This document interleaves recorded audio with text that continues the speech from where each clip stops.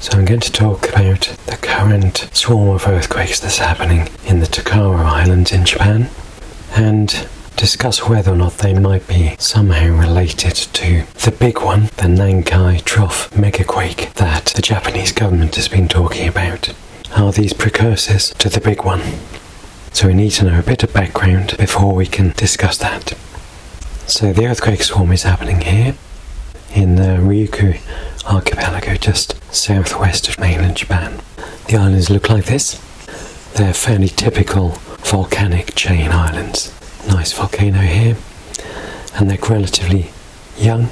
They're mainly active volcanoes, like this one we can see here, and they're part of subduction related volcanism. So if we look at the plate tectonics, this is the Pacific plate here, which is subducting underneath Japan, then underneath the Philippine plate here, along the Yuzu-Bonin and Marianas Trenches. The Philippine Sea Plate is moving to the northwest and is subducting underneath Japan along the Nankai Trough, then also under the East China Sea and Taiwan and the Philippines. So this is the Nankai Trough here. This is where there's current concern that there's maybe a large earthquake, magnitude 8 or more, possibly overdue. And this is where the current swarm is. So it's on the same subduction system, somewhat to the south of the Nankai Trough. If we look in a bit more closely, then these are the main volcanic islands through here. So the volcanic front looks something like this. And if we look at a cross-section through the upper mantle, across this region here, it looks like this. So here's the trench coming down here. So that's that point there. This is the volcanic arc marked here. And this black line is the top of the subducting Philippine plate.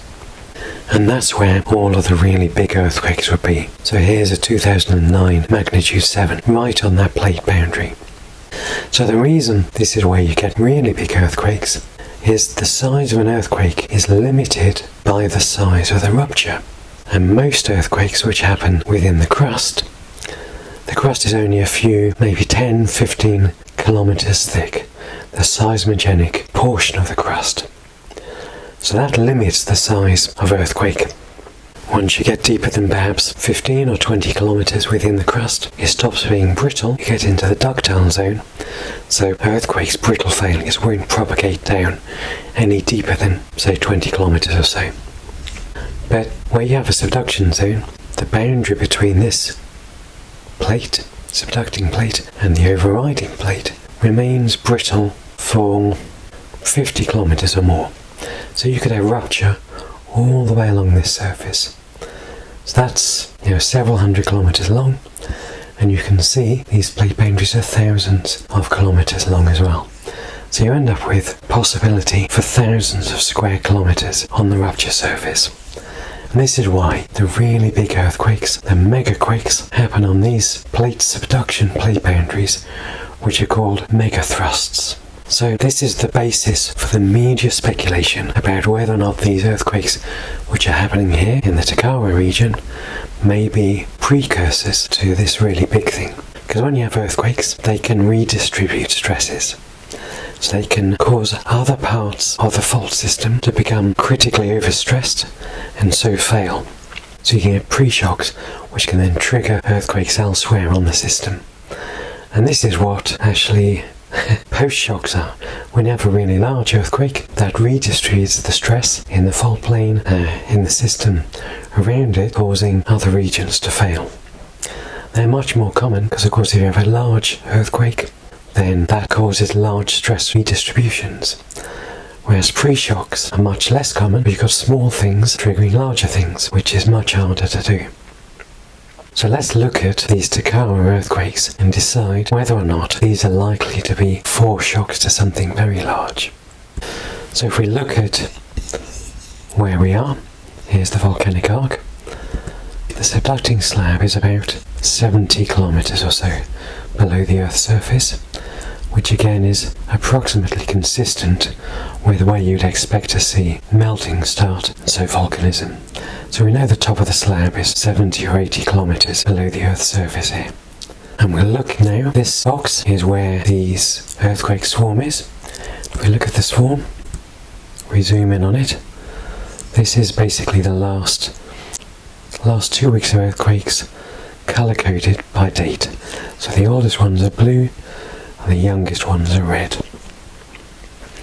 So we can see the swarm is moving slowly towards the west. This isn't the first swarm. There have been swarms here in the past, so we look over the last 2 decades. Then these are the earthquakes in the region in the last 2 decades. These are colour-coded by depth, just as they were in that cross section. So deep things are blue, 20 kilometres and less are orange and red. So what we see is everything is in the top 20 kilometres or so. We can see since 1990 there have been multiple of these swarms here, here, here, another one here, several through the 2010s, and since 2020, 4 or 5, the most recent one being here. So we're going to look at the December 2021 swarm, which is here, and also the most recent and current swarm here. So on the left we have the December 2021 swarm. You can see that it went from virtually no earthquakes in the region, a very rapid increase, and then died out within a few days. This is less than a week. In this case, it did culminate in a magnitude 6.2 earthquake, which was much larger, 100 times larger than anything else that had happened.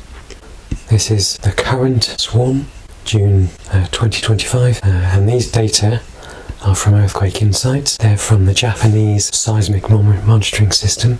They have data up to July the 2nd, and I've included data up to the 6th of July from the USGS teleseismic array. So these are detected a long way from source, so there's no sensitivity to the very small earthquakes.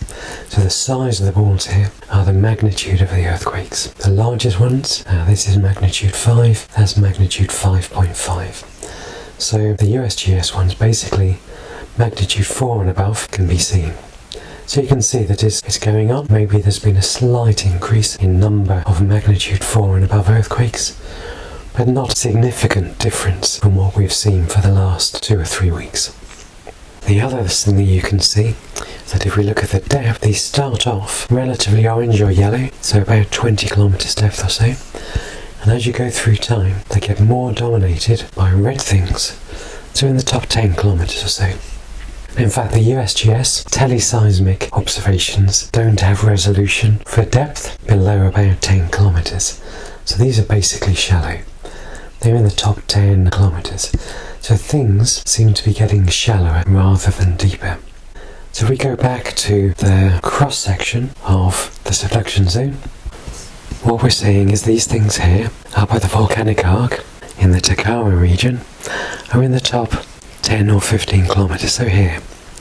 And the slab is down here at 50 kilometres depth or 70 kilometres depth. And things are getting shallower. So they don't seem to be progressing towards the megathrust. They don't seem to be producing a runaway where stresses are being transferred towards this very large potential slip surface. So is this related to the big one? It seems very unlikely that this is a precursor to the big one. The direction that everything is moving is away from the megathrust, from the top of the subducting slab. The hypercenters are staying shallow, so this is consistent with faulting in the top of the overriding plate, not on the megathrust. The hypercenters seem to be getting somewhat shallower with time. And this looks to me like it's probably a movement of fluids or possibly magma through the crust. Is it related to magma movement? Well, possibly. But most igneous intrusions don't ever reach the Earth's surface. The vast majority don't end up producing volcanic eruptions.